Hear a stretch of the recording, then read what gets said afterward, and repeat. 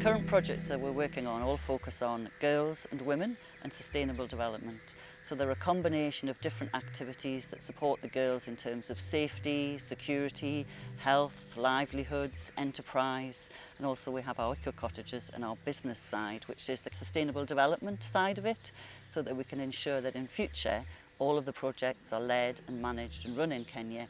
It's their community.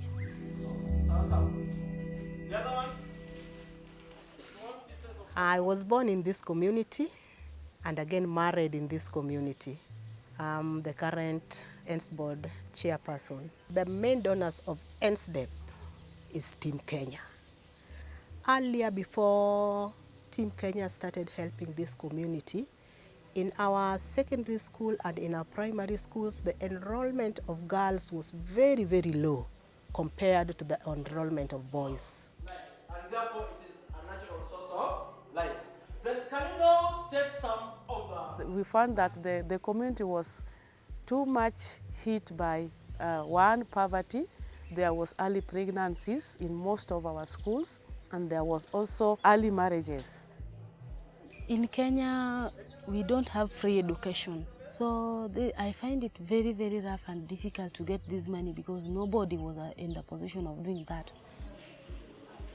We have girls that are forced to drop out of school. Parents considering that the girls will be married off. They consider giving opportunity to the boys because they feel the girls are not their property, it is someone else's property. The girl is maybe forced into early marriage so that the dowry can be used to pay for the boys' education. If they heard that somebody can provide, and yet in their homes they don't have support, they will just decide, let me now go, because this person is going to support me. You can find an 11-year-old girl who does not go to school, and at a very tender age, maybe at 11 years old, 12 years old, this girl gets pregnant. And then you are married off. You are being married in an early age. You start bearing so many children and they will become sick. Nowhere you will get money to sustain their life. So you will find that to us girls, you can just decide and leave school. Gender-based violence issues were so rampant. Most of the girls that experience this are from age 12 to 17. When a boy faces into, I want you to be my girlfriend, and you don't want, you will lose hope and say that I will leave out of school and I will go. Then to the teachers, you see the male teachers, they will force you to be their girlfriend, and that thing will lead you to have pregnancy. You will have HIV, which is not curable. We worked together with the Team Kenya because I come from this community and I saw how girls were disadvantaged.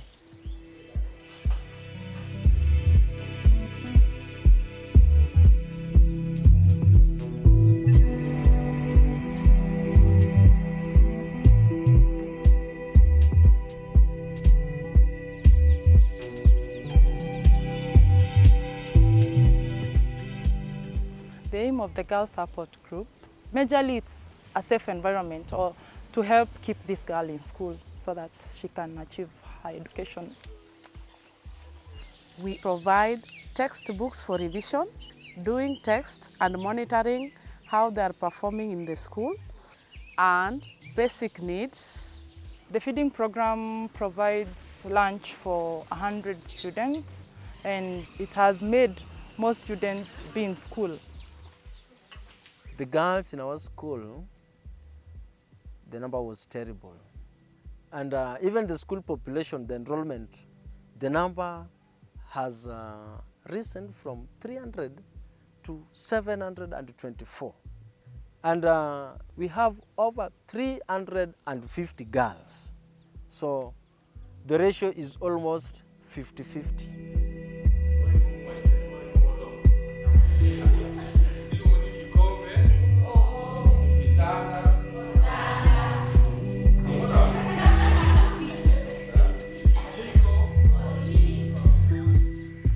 The Advocacy for Safe Community program provides gender equality training for the local leaders to ensure a safe community for our girls. The challenge that we were getting was that when we only talk with the girls, we find that the boys are left out and then they don't get the information. So we include them in the forum so that this message is sent home, that they don't defile girls when they're still young and leave the girls to continue with their education.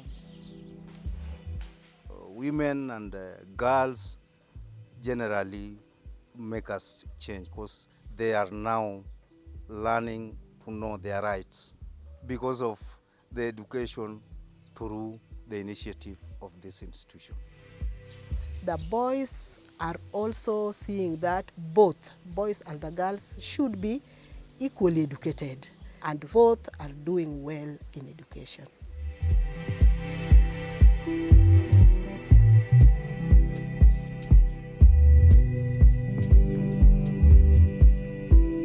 Aspire Scholarship Program has been assisting girls, our little girls from primary up to their college level in education. We make sure that we support the girl. We monitor their study in school. We have homework clubs during holidays, and they go to identified secondary schools that are up to standard and have quality education. If I couldn't have gotten the support from Team Kenya, I think Meryl couldn't have made it to high school. She couldn't be in university now. Those who are from the university and higher learning institutions will be able to change the whole society to greater levels. Right now I'm in the University of Maseno. My mission is to come back to the community and lead them, show them the right way. I will one day be a sponsor to the kids or girls in my community, the way I am sponsored right now.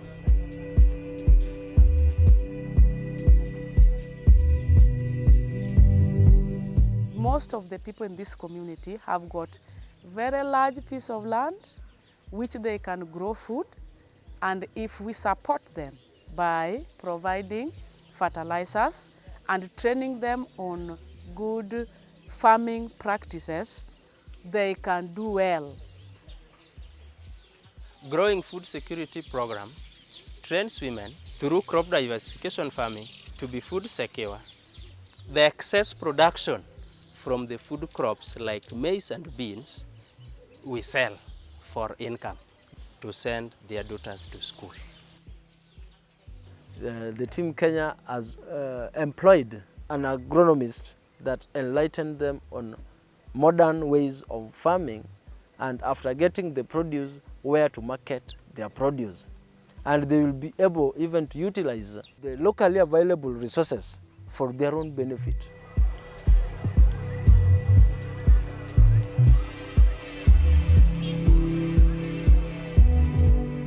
Our Women in Enterprise program provides business training for rural women and access to small loans, which ensures they're able to get incomes to take their daughters to schools.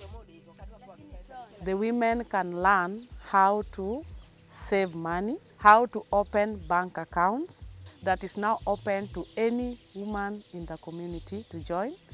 After a certain period, like 6 months, they share out what they have saved and only leave their shares. They save and they loan themselves. They save and they loan themselves. This will enable them to offer education to their children and provide for their families. Because of the training that they have been given in table banking, I know that this community, I believe the community will have to change.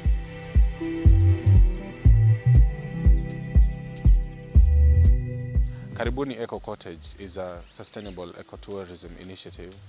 What that really means is it's somewhere where visitors and volunteers, guests from the UK, guests from all over Kenya can come and enjoy a really natural experience in a beautiful surrounding.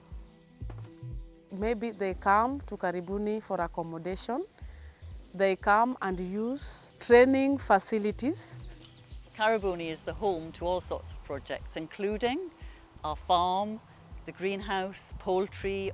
The women come, they meet, they make friends, they do their table banking. It's also where all of our beneficiaries can come, the girls in particular, and feel safe and happy in very pleasant surroundings. It means that we employ local staff who get a good salary, and it means that all the profits made from the cottages are reinvested. It's a social enterprise.